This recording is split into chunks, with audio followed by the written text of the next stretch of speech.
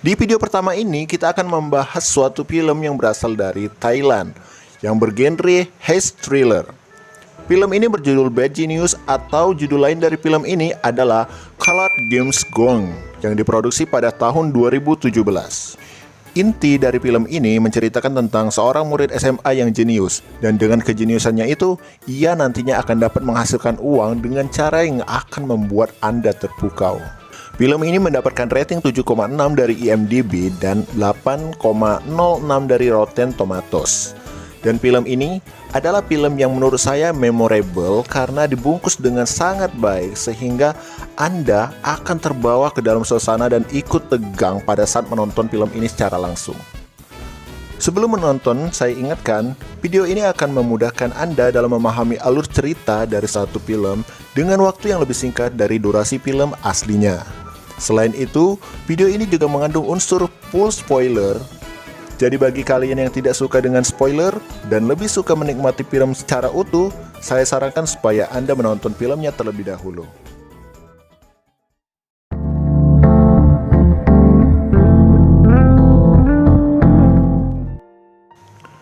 Film ini diawali dengan memperlihatkan seorang remaja yang sedang berada di dalam suatu ruangan. Remaja ini tampaknya sedang diinterogasi dan dipaksa untuk mengakui kepemilikan atas sebuah handphone. Remaja ini bernama lengkap Rin Randa Niltep atau biasa dipanggil dengan Lin. Lin adalah murid kelas 12 di SMA Krungtep Tewepanya. Dan film pun dimulai. Scene berada di suatu ruangan di mana diperlihatkan Lin dan seorang laki-laki yang ternyata laki-laki tersebut adalah ayahnya Lin. Lin dan ayahnya terlihat sedang mendaftarkan Lin ke SMA Krungtep Tewepanya yang merupakan salah satu SMA favorit di Thailand. Ya, benar, ini adalah ruangan kepala sekolah. Dan tentu saja, dengan IP 4,0 dan predikat selalu mendapatkan nilai A sejak kelas 7 hingga kelas 9, hingga segudang prestasi lainnya dengan sejumlah piala yang dibawa masuk ke ruangan kepala sekolah tersebut, baik itu prestasi di bidang akademis maupun non-akademis, kepala sekolah pun dengan senang hati menerima Lin. Namun Lin sudah memperhitungkan bahwa biaya sekolah di sana itu tidaklah murah. Dan dari sini kita sudah diperlihatkan sedikit kejeniusan si Lin, di mana Lin menjelaskan kepada kepala sekolah mengenai biaya untuk bersekolah di sana. Dan setelah Lin kalkulasikan secara detail, mulai dari biaya gojek, uang makan, uang pulsa, dan biaya lainnya, itu adalah nominal yang besar dan akan menguras dompet ayahnya. Akhirnya, Lin pun mempertimbangkan kembali untuk bersekolah di sana. Namun karena si kepala sekolah sudah terlanjur menyukai Lin, dalam artian pihak sekolah membutuhkan murid cerdas seperti Lin untuk mengharumkan nama sekolah, akhirnya kepala sekolah pun menawarkan Lin pembebasan biaya setiap semesternya. Dan tidak hanya itu, kepala sekolah juga menjanjikan gratis biaya makan untuk Lin selama bersekolah di sana. Alhasil, Lin pun tersenyum seolah ini adalah bagian dari skenarionya. Singkat cerita, Lin pun bersekolah di sana tepatnya di kelas 10. Lin mendapatkan teman pertamanya di sana dan namanya adalah Grace. Grace di sini merupakan murid yang memiliki IQ di bawah rata-rata. Akan tetapi Grace sangat pandai di bidang ekstrakurikuler,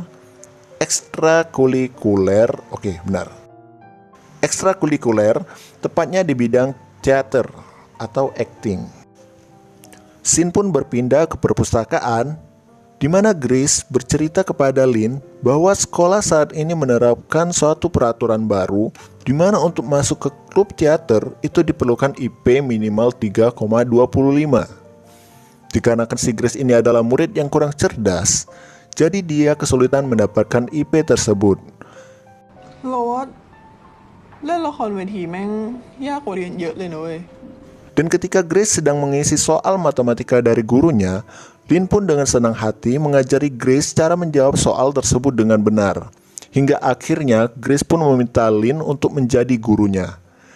ครูพี่ลิน Dan dengan senang hati Lin menyetujui hal tersebut. Scene berpindah ke dalam kelas di mana para siswa sedang mengikuti ujian tengah semester untuk mata pelajaran matematika. Ketika mereka sedang melaksanakan ujian, Lin menemukan soal yang sama seperti yang diajarkannya kepada Grace. Otomatis, Lin mengira itu soal yang easy karena sudah Lin ajarkan kepada Grace. Lalu Lin menoleh ke Grace yang ada di belakangnya. Tapi dikarenakan si Grace ini memiliki IQ di bawah rata-rata, jadi walaupun sudah diajari, dia tetap tidak mengerti dengan soal-soal tersebut. คุยอะไรกัน ห้ามถาม ห้ามลอก Grace, ikan hiu makan tomat. Namun karena Lin adalah teman yang baik hati, rajin menabung dan tidak sombong, akhirnya Lin tidak membiarkan Grace dalam kesulitan. Lin pun memberikan contekan kepada Grace lewat menghapus miliknya yang kemudian ia selipkan ke dalam sepatu, untuk kemudian sepatu tersebut didorong ke belakang ke tempat Grace.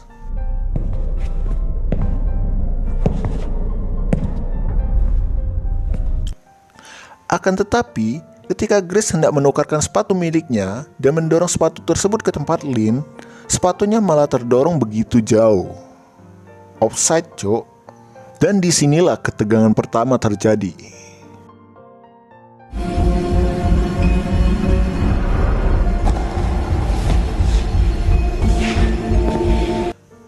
Singkat cerita, ujian pun selesai dan Grace berhasil mendapatkan IP 3,87. Dan Grace pun bisa melanjutkan kegiatannya di klub teater. Sebagai rasa terima kasih, Lin diajak oleh Grace untuk ke rumah pacarnya sekaligus merayakan keberhasilan mereka dalam ujian dan mendapatkan IPK yang bagus. Ini adalah pacarnya Grace, namanya Pat. Pat adalah seorang siswa yang tajir melintir di sekolahnya. Yang kaya sebenarnya sih orang tua Pat. Ya, tapi nggak apa-apa lah. Lanjut. Di sini Pat telah mengetahui alasan dibalik nilai Grace yang sangat bagus. Hal itu karena Grace memberitahukan kepada Pat bahwa ia mendapatkan contekan dari Lin pada saat ujian. Dan yang terjadi kemudian adalah Pat menawarkan kepada Lin untuk memberikan contekan kepadanya pada saat ujian. Karena apabila Pat mendapatkan nilai yang bagus, ia akan dibelikan mobil baru oleh ayahnya. Gila, gua aja SMA jalan kaki. Ya karena SMA-nya di samping rumah gua sih. Pat menawarkan bayaran yang sangat tinggi, yaitu 3.000 baht atau sekitar 1,4 juta per mata pelajaran per orang. Setiap semester akan ada 13 mata pelajaran yang akan diujikan, terkecuali olahraga. Dan tidak hanya itu, Pat juga menginginkan Lin untuk juga memberikan contekan kepada 5 orang temannya, dan itu akan dikalikan juga, sehingga jumlahnya akan menjadi 234.000 baht atau sekitar 110 juta per semester. 234,000 เลขสวยด้วย 234,000 เลขของความฉลาดของแกเนี่ย Gila nggak tuh? Pat juga memberitahukan bahwa uang sebanyak itu dapat dianggap sebagai ganti rugi atas uang suap yang Lin berikan di awal masuk. Dan di sini pun Lin mulai menyadari bahwa meskipun ia mendapatkan beasiswa, akan tetapi tetap ada uang yang harus ia keluarkan untuk masuk ke SMA tersebut. Dan ayahnya menyembunyikan hal itu. Scene pun berpindah. Terlihat Lin Terlihat Lin sedang memainkan piano. Ketika Lin memainkan suatu nada, Lin mendapatkan sebuah inspirasi untuk melancarkan proyek membagikan contekan kepada Pat dan teman-temannya. Jadi dapat disimpulkan bahwa Lin menyetujui tawaran yang Pat berikan. Scene berpindah. Di sini terlihat Lin sedang menjelaskan metode mencontek yang baik dan benar kepada Pat dan teman-temannya. Metodenya adalah dengan memainkan sebuah pola nada musik yang masing-masing merujuk ke jawaban A, B, C, D. Singkat cerita, Lin pun berhasil dan semakin sukses dengan proyeknya, di mana semakin banyak murid saat ini yang mau kursus piano dengannya. Kursus piano alias mencontek. Scene pun berpindah di mana Lin saat ini telah duduk di kelas 11. Di sini diperlihatkan karakter baru. Pria ini adalah Tanapon Piryakul atau biasa dipanggil dengan Beng. Beng adalah seorang siswa yang hidup lurus, pekerja keras, dan hidup sederhana. Sama seperti Lin, Beng juga merupakan murid yang jenius. Keahlian Beng adalah dia sangat jago dalam menghafal. Scene berpindah di mana Lin dan Beng menjadi tim di event cerdas cermat dan mereka pun memenangkannya. Ya pasti menang lah, dua jenius duet. Ini tuh sama aja kayak Madara dan Hashirama bertarung bersama mengalahkan Kaguya. Kemudian, Shin berpindah ke ruangan kepala sekolah di mana kepala sekolah memberitahukan Lin dan Beng bahwa pihak kedutaan besar Singapura menawarkan sebuah beasiswa full funded. Namun sayang, kuota tersebut hanya cukup untuk satu orang. Dan disinilah Madara dan Hashirama harus bertarung memperebutkan gelar Hokage. Lin dan Beng pun mulai bersaing untuk mendapatkan beasiswa tersebut. Shin berpindah di depan kelas. Ketika hendak ujian, Beng ditemui oleh saudaranya yaitu Tong. Di sana Tong memohon kepada Beng untuk memberikan contekan pada saat ujian kepadanya. Dikarenakan si Tong ini adalah murid dengan IQ yang rendah, jadi dia tidak mengerti dengan kode piano yang diberikan oleh Lin. Awalnya Tong ini bekerja sama dengan Lin, tapi dia tidak mengerti dengan kode piano yang digunakan oleh Lin untuk mengirimkan jawaban. Tong pun menawarkan kepada Beng, jikalau dia mau memberikan contekan kepadanya saat ujian, Tong akan membayarnya sebesar 3.000 baht atau 1,4 juta. Akan tetapi, dikarenakan Beng adalah murid yang jujur dan lurus, jadi Beng tidak tergiur sama sekali dengan tawaran Tong. Dan ujian pun berlangsung. ทุกคนเริ่มทำข้อสอบได้ครับ Ternyata di luar dugaan, kali ini soal ujian memiliki dua tipe. Ketika selesai mengerjakan soal ujian, Beng memberitahukan kepada Lin agar berhati-hati dengan Tong, karena sejak tadi Tong telah mencontek jawaban Lin. Akan tetapi, dikarenakan Lin dan Tong sejatinya telah berbisnis, jadi Lin hanya tersenyum dan tidak menggubris si Beng. Dan disinilah awal dari nasib malang yang akan menimpa Lin. Lin mulai memberikan kode piano kepada murid yang lain untuk tipe soal pertama dan berjalan dengan lancar. Sementara itu, si Tong yang sama sekali tidak mengerti kode piano Lin membuat Lin memutuskan untuk menukar kertas lembar soal ujiannya dengan Tong agar Lin dapat mengerjakan tipe soal kedua. Jelas ini sangat beresiko. Setelah selesai mengerjakannya, Lin pun memberikan kode piano untuk tipe soal kedua. Dan disinilah ketegangan selanjutnya terjadi.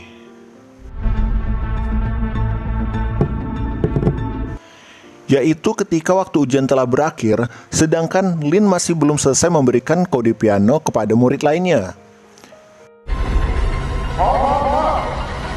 Namun pada akhirnya Lin pun berhasil tepat waktu. จะท็อปอะไรมาทุกวิชาพอได้แล้ว Singkat cerita, ujian pun berakhir. Awalnya, Lin dan teman-temannya baru saja menghirup udara kemenangan. Namun tiba-tiba, awal dari suatu masalah telah tiba. Lin dipanggil ke ruangan kepala sekolah bersama dengan Tong. Dan di sana ternyata sudah ada si Beng yang melaporkan bahwa Tong telah mencontek jawaban si Lin. Awalnya si Beng hanya hendak melaporkan tindakan si Tong saja, namun naas. Si pengawas ujian dan kepala sekolah menemukan suatu fakta yang mengejutkan bahwa kertas soal Lin dan Tong telah ditukar. Kejadian ini menyebabkan ayahnya Lin harus dipanggil. Alhasil, fakta bahwa Tong membayar Lin untuk mendapatkan jawaban pun terbongkar. Anjaya nih, gara-gara si Beng nih.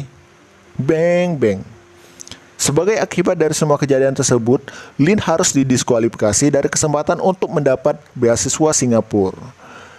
Beasiswa itu lalu dialihkan kepada Beng yang sekarang menjadi kandidat satu-satunya penerima beasiswa tersebut. ขอให้โชคดีกับทุนนะ Di rumah, ayah Lin merasa menyesal dan sedih karena telah gagal mendidik Lin menjadi anak yang soleha. Lin tetap membantah karena kepala sekolah yang terlebih dahulu melakukan kecurangan dengan menarik uang suap dengan dalih itu adalah uang pemeliharaan sekolah. โอเคพ่อผิดเองก็ได้วะ Singkat cerita, Grace dan teman-temannya kini duduk di kelas 12. Di tengah kondisi hati yang sedang terombang-ambing, Grace mengajak Lin untuk bertemu. Dan di sini, lagi-lagi si Grace meminta bantuan kepada Lin. Ya elah, masalah sendiri aja belum kelar malah diminta bantu selesain masalah orang lain. Tapi nggak apa-apa lah, asal ada cuannya. Grace meminta bantuan karena orang tuanya Pat, pacarnya, telah mempercayai si Grace untuk membantu Pat belajar dalam mendapat nilai yang bagus ketika ujian. Tidak hanya itu, orang tua Pat ingin agar Pat berkuliah di luar negeri, tepatnya di Universitas Boston. Orang tua Pat ingin agar Grace menemani dan ikut dengan Pat, dengan beasiswa secara utuh dari ayahnya Pat. ขาดเหลือมากเท่าไหร่ก็มาบอกกันได้เต็มที่ Orang kaya mah bebas. Untuk masuk ke Universitas Boston, Grace dan Pat harus mengikuti ujian masuk yang bernama STIC. Karena itulah Grace meminta bantuan kepada Lynn, dan tentu saja semua itu tidak gratisan. Lynn akan dibayar oleh Pat sebesar 600.000 baht atau setara 284 juta rupiah. Awalnya Lynn sempat ragu dan hendak menolak. Namun akhirnya dia menemukan cara untuk membantu mereka. Jadi begini. Dikarenakan ujian STIC ini dilakukan di waktu yang sama di seluruh negara, sedangkan waktu di setiap negara itu berbeda-beda.